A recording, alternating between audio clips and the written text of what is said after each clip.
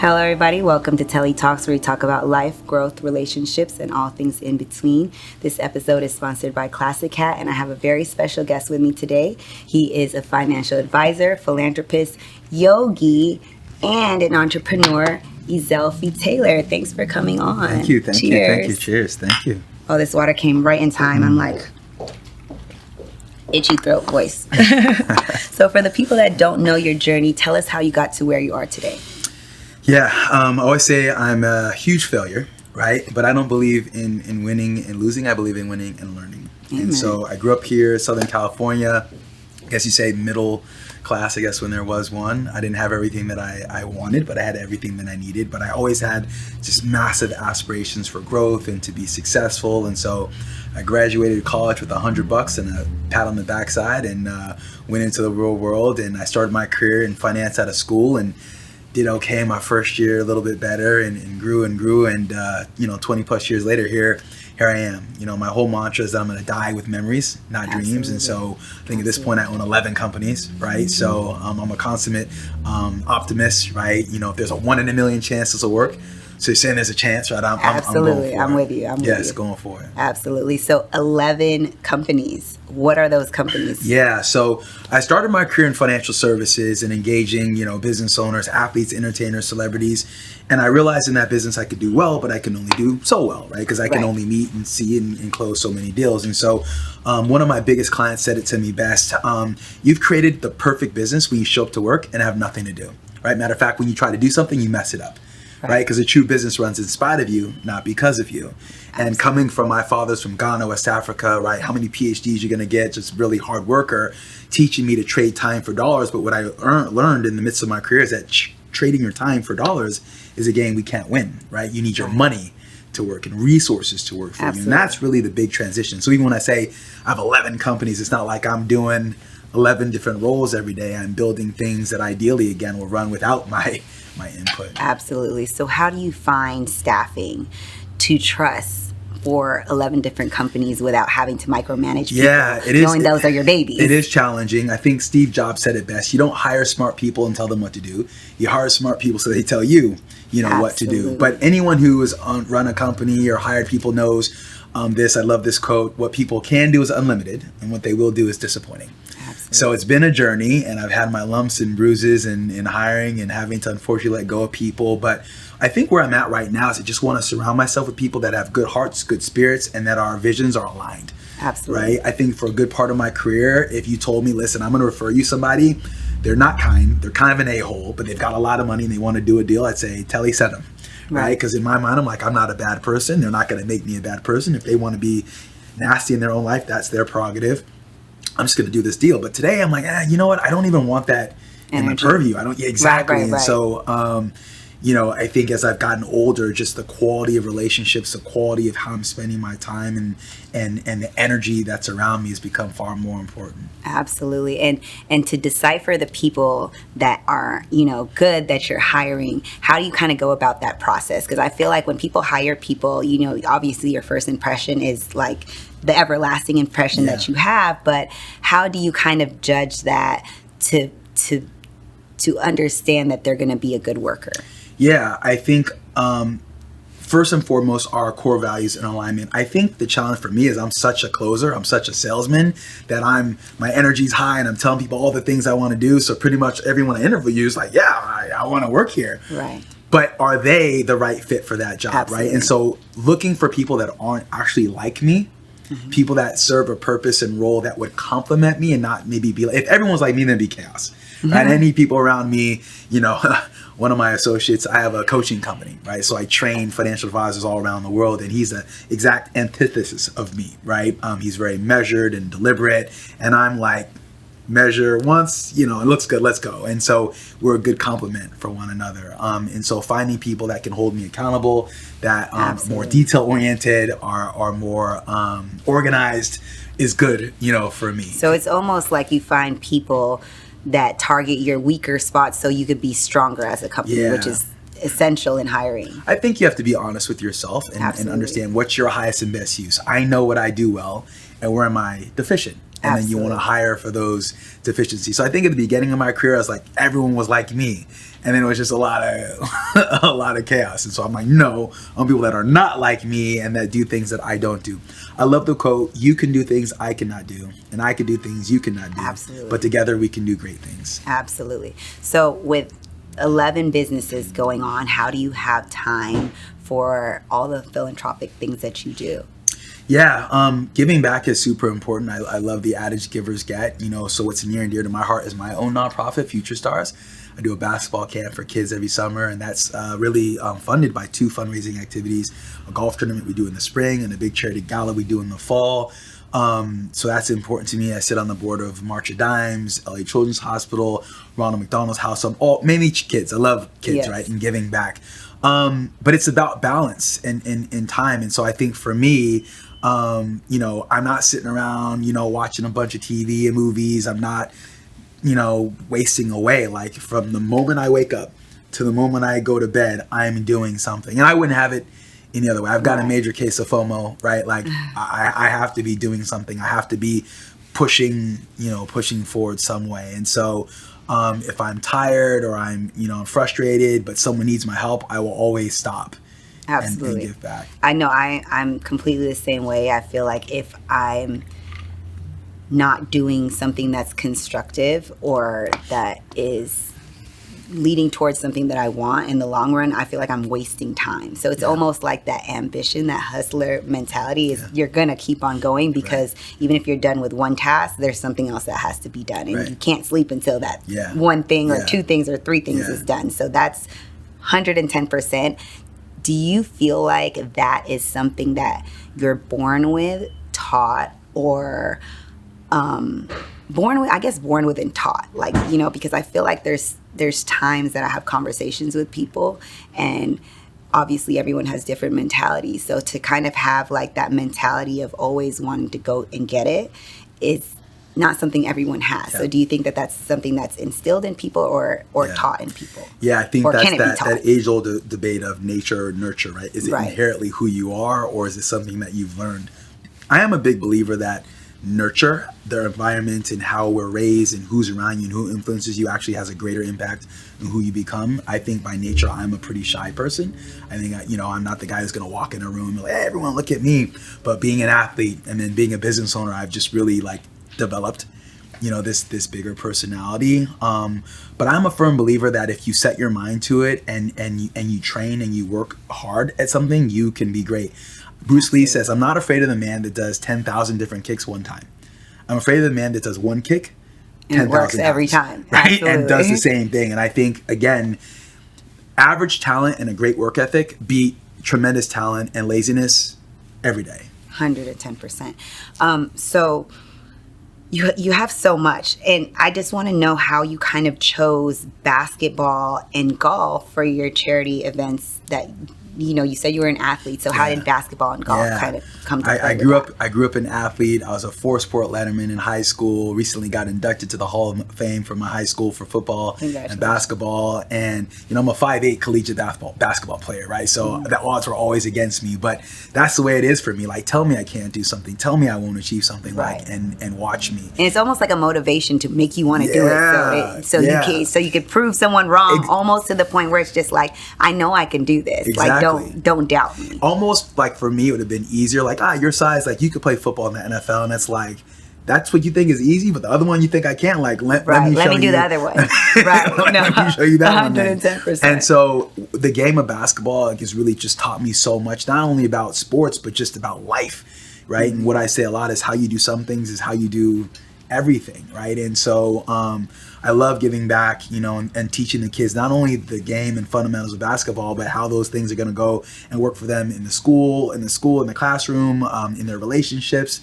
and ultimately in their careers, right? That's and so, the golf came about because I'm like, okay, I'll give my time, I'll teach these kids, I'll take the week, but I'm going to pay for the gym and the trophies and the balls. Wow. So, maybe if I get a little bit from a lot of people, I can take it to another, and it's grown, beyond my wildest dreams. A sellout golf tournament every year, our gala in the fall is just crazy, and now getting coverage from People Magazine and Business Insider and all these, Source, all these people that are looking at what we're doing. It's amazing. Blessing. Yeah. That's amazing. No, it's a different feeling of goodness when you give back. Yeah. You know, it's just when you can help someone that might not be able to help themselves, or just instill something in someone that can last a lifetime. It's just a beautiful because thing. None of us got to where we are all on our own. Oh, yes, we had to work it, but there was someone who opened the door for you, maybe gave you a favor, maybe you weren't ready for it, but they gave you a chance, right? Absolutely. And so if I can do that or be that for someone else, then, why not? Absolutely. And with all of this going on, how do you make time to still do yoga and be a yogi? Yeah, yoga is super important. I actually just, with one of my companies, I opened my own yoga studio. Oh, nice. Yoga fitness studio called Cali Health and Fitness. I just had a baby girl. Oh, 6 months. congratulations. I got 4 daughters, right? So No throw that boys. in the mix. No boys. Oh, my I'm a girl goodness. dad. I used to, as a younger man, I used to pray to God. He sent girls to hang all over me. He took me literally. And it's like, here you go. Here's Well, 4 be of careful them. what you ask because for. he was listening, right? So I've got 16, 14-year-old twins in 6 months. Oh, nice. So those are the girls. But yeah, being a girl dad has changed me as a man for sure. But the gym, Cali, named after my baby daughter, Cali Health and Fitness is spin, strength, stretch, yoga. And I'm all about, my whole mantra is this mind, body, money piece. That's one of my other companies. My reality series is Mind, Body, Money. But positive mindset, body, health, and wellness, and money. And the yoga is so important because no one was ever on their deathbed wishing they had more money, right? No one has stage 4 cancer thinking, wondering how their investment portfolio is doing, right? So if you don't have your health, then nothing else matters, right? And so yoga has grounded me as a practitioner, has grounded me a lot. And then obviously teaching it has humbled me even more because I'm guiding other people on their journey. That's amazing. That's beautiful. And then you're like a serial entrepreneur. Yes. So we've talked about owning a yoga company, a fitness company. We've talked about owning a financial company. You have a philanthropic company, nonprofit. What are the other 11 companies that you have? Yeah. So I have an ice cream company called Creamalicious. It's the first Black-owned, nationally distributed ice cream. Oh, We're nice. in Walmart, Target, all throughout the country. How is that? How is shipping like cold stuff? Yeah. Because I try to do like, this is more like a personal question. I tried to do it with like sea moss and juices, and because it's like, doesn't have preservatives and it only lasts for a certain amount of time, it has to be shipped overnight. Yeah. It's a different process. Yeah, so how is that with ice cream? This comes in a big tub of dry ice, right? And yeah, to your point, it gets out there. And so I tell people, when you get my shipment, open it right now. right away and go from there. But it's with anything, it's challenge starting a company from scratch, but we are in a particular niche, Black owned ice cream, all these Southern inspired flavors, slap your mama banana pudding. I love that. Right as rain. I gotta try that one. Yeah, for sure. I'll send you I'm a foodie one, but I love desserts, which is not good because I like the results of working out, but the good pain that comes with working out, I have a love-hate relationship with that. Where it's like, it's like I love the results, but it's like actually doing the workout, when the burn comes, you're like, you want to quit, but you're cheating yourself in the end. So it's like kind of like that love-hate. Good pain, but you need it pain.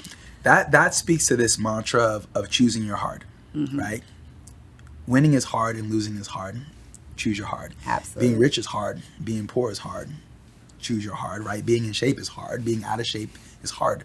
Choose your hard. So the way I look at it, either way we're going to be challenged and stretched and pushed and pulled. We might as well win. Right. Right? So it's like you have a choice, right? You don't have to work out. You could just eat and gorge and let your body go. And then be a glutton and then look crazy. And you know what I'm saying? So we might as well, right? You showed up, might as well show out and win. And that's my thing. I'm not that special. I'm not that different. I'm not like, oh my gosh, it's the most talented guy. I'm just a grinder, right? And at the end, it's like I've fallen down probably more than most people. I'm just too stubborn to stay there. Do you do any motivational speaking? I do. That's one of my other companies, right? So I have a company called Taylor Method. I train advisors, business people all over the world because it's so important, right? It's there's two things for me, I think, in my journey. It's like I don't only want to tell people this is what's possible, like look at me, applaud me. It's the how. So what's possible and how do you get there? Absolutely. Right? And that process and that journey, and so, and I'm still a work in progress, and I'm still going through it as well. But I feel like it's incumbent upon those who've achieved a certain level of success to bring people behind them, not to even match me, but to be better than me. Like my kids, if my kids get to my level, I'd be disappointed. Right, I tell them, like, whatever you get from me, you got to do 10 times better than me. Right, I can't wait for my kids. Well, actually, I say this a lot. I can't wait for my girls to tell me what to do. But now it's always teenagers. Now they're starting to, no, Dad, you don't know. But it's about that work, right? And it's natural you want to point fingers at other people or blame other people for where you're not, but it's like my oldest daughter's 16, and that means she knows everything, right? Of course, right? So we get into it, and I asked her to do something. She didn't do what I asked her to do, and she's, of course, now she's mad at me, right? Dad, you didn't. And I said, Naya, I asked you to do something. You didn't do it. Now you're mad at me. Ultimately, you cannot be upset about the results you didn't get from the work you didn't do. Absolutely. Right? So it's like, have you done what's required of you? And I say that to anybody. Like, before you point the finger at somebody else or blame me or anybody else, have you done what's required of you? So that's my whole mantra of, and this is what I coach on my platform, focusing solely on process and detaching yourself from the outcome. Absolutely. You don't control the outcome. Exactly. I don't control the outcome. Exactly. You only control what you do. Right. Have and you done? can't get mad at something that you can't control. Right. Or it's almost like if they don't do better, you can't expect better. Right. They don't know better, you can't expect better. Right. So it all goes back down to the I at the end of the day. And then the pinnacle is when you come to the point of acceptance that I've done what's required of me. Maybe I didn't get the desired outcome, and I'm okay with that because there's something different for me. There's a bigger blessing. You weren't supposed to have that. And I think, especially for me, I was so staunch growing up, so stubborn, like, this is what I'm going to do, this is when I'm going to get there. All external forces, doesn't matter. And now it's like just being more mindful of listening to those feather touches, those like, okay, you've done what's possible, you've done what you can. Just a little reminder, let it go. And that's, something I struggle with, a lot, but just getting better at that as I've gotten older and teaching others to do the same. Absolutely. So in I guess, what is it called? A bullseye. There is a 50, a 10, a 20, a 60, whatever it is. What do you feel like you give the most percentage of your time to in your bullseye? I think by design, everything I do, if you go, oh my gosh, 11 companies, all these different sectors, like, how do you keep it straight? I think by design, everything I do, the bullseye for me, is building relationships. Building relationships is the currency by which I run and do everything. And I've coined this, I'm going to say I coined it, maybe I didn't. I call it social equity. I've built up so much social equity, and I do so many things that I can connect and share and help people in so many ways. That's the commonality. Oh, is it financial services? Oh, is it you're working out? Or is it you need motivation? Or you want ice cream? You want to go to my restaurant? You want to go to my social club? What do you want to do? How can I help you? Absolutely. How can I serve you? Right? So you kind of have like something for everything in every aspect. I'm a hoot at a dinner party. I mean, I'll tell you, I'm a connect with everybody there in some way. And that's what I lead with. Not what can you do for me, or how can you help me, or what can you buy for me. I'm always leading with, how can I help you? Right. How can I enrich your life? Who can I introduce you to? Right. And that's the common thread, absolutely. That's the common thread amongst all these businesses. When I'm in finance, it's very myopic, right? Oh, you don't have millions of dollars? Nah, can't help you. Oh, you're not looking to sell a company? Can't help you. So for me, it's like, no, I can meet people on their journeys wherever they are and have some value. I met a lady at my yoga class the other day, and she's a very interesting story. She's from Korea. Her parents grew this great company, and she's telling me about her upbringing. She's like, I don't even have social media, but like, I wanted to try yoga to like give some time to myself. And I commented to her, I said, without yoga, we probably never meet. Like, your life is so different than mine. Like, we probably never meet. And that's what I love.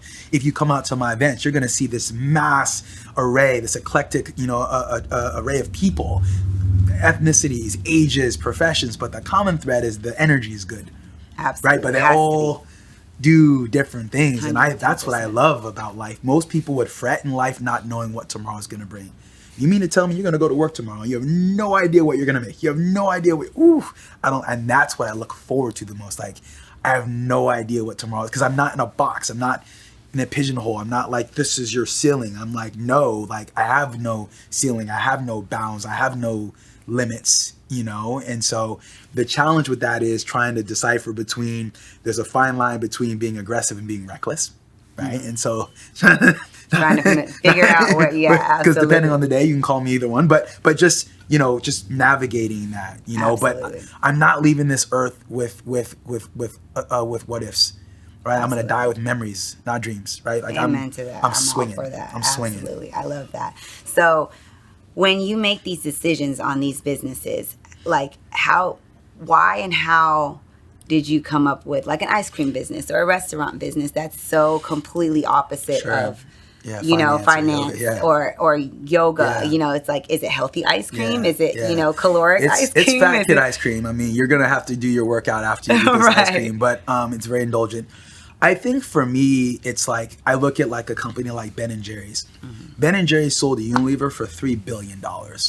So I think when I look at like my financial services company, it's such relationship driven. The multiples in my industry are very low, right? Versus in some industries, 10 times tech, 10, 20, 30x multiples. So I was looking at my financial services, I'll do until I leave this earth. I'll always be that guide and that financial Sherpa, if you will, for my clients.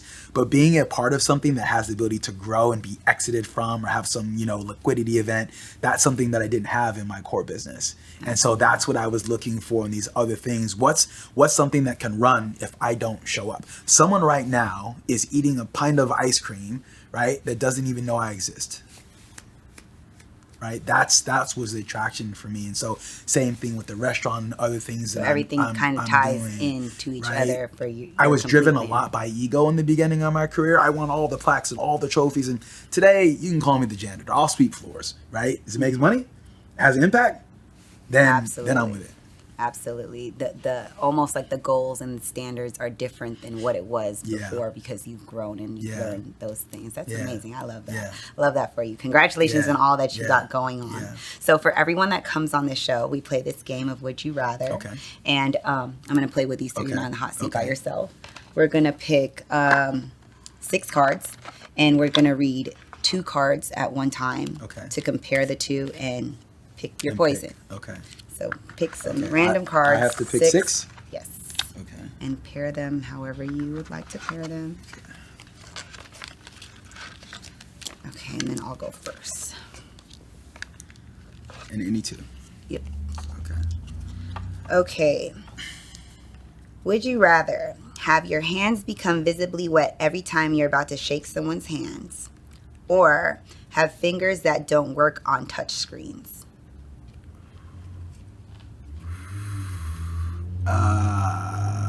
Probably the fingers. That don't work on touch. I think it'd be a little creepy to have wet hands. I hate that when I shake people's hands. They're wet. It almost makes you feel like they're nervous. Yeah. 110%. I agree. So maybe I use my knuckles or something on the touch screen. Just give them a pound. There it is. You know it's COVID. Give them an elbow. There it is. So I choose one of the 2 for you? Yes. Ooh, this is tough. Okay. Would you rather have arms for legs? Okay. Or never be able to touch another person again?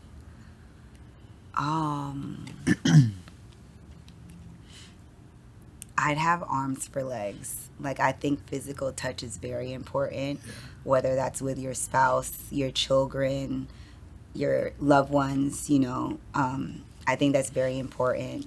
And I just feel like there's something that a hug can do, or, you know, just a handshake can do for somebody that not touching them might not be able to do, if that makes sense. So I just feel like physical touch, and then I'll just crawl around on all 4s, I guess, you know, and call it a day. Yeah, there it is. Do some handstand. Come to my yoga class. We'll get your Exactly. handstand game right. Exactly. Okay. Would you rather never talk to any of your friends again, or have the wrinkles of a 100-year-old person?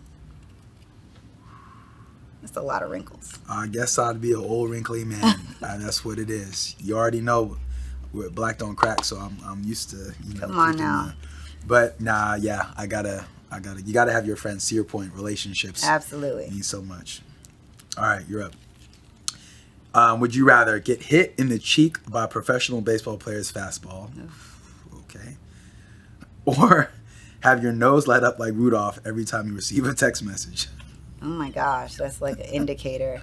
I guess I'd get hit, and it's a one and done situation. So if I gotta be bruised up, I'll just take some arnica, bromelain, something that'll help the inflammation, I guess, and the bruising. Yeah, that's one time. Okay, last but not least, would you rather stick your finger in the mouth of every person that yawns in your presence, or have the neck of a giraffe? Oh, I'm poking you. I like to do that to people anyway. My girls love when I do that now. When you're yawning, it's almost like close your mouth as there's gonna be a fly in it. Well, it's just that's involuntary mouth opening, and so even if someone knows you're trying to do it, they can't close it. It's actually funny. I like it. All right. Would you rather whistle for your waiter's attention whenever you need something when you're out to eat, or have your keyboard randomly reorganize itself every day? I'm not really on the computer as much as I am on my phone, so I wouldn't mind the keyboard because I'm just not really on it. Yeah. And the other one, I feel like doesn't even compare to the keyboard. Yeah. So I would rather have my keyboard reorganize. Yeah, reorganize. I wouldn't mind that. Yeah. I just don't really. I'd rather do everything on my phone unless it's like a lawyer's contract that has red lines and I have to get on a MacBook or something that's super essential. But everything else I can do on my phone: emails, conversations, Zoom, Google Meets, whatever. It's amazing what our phones have become, right? Oh my gosh. It's the everything, the essential. You could pay with stuff on it, but it's almost kind of scary that like your phone has so much data and information that it's like if you lose it, you're almost losing everything. Your wallet, your notes, your contacts. Yeah. Even like right now, like my phone is like 4 years old, and I believe in planned obsolescence, right? Like things are designed to like start breaking down over time, so you're forced to get a new one.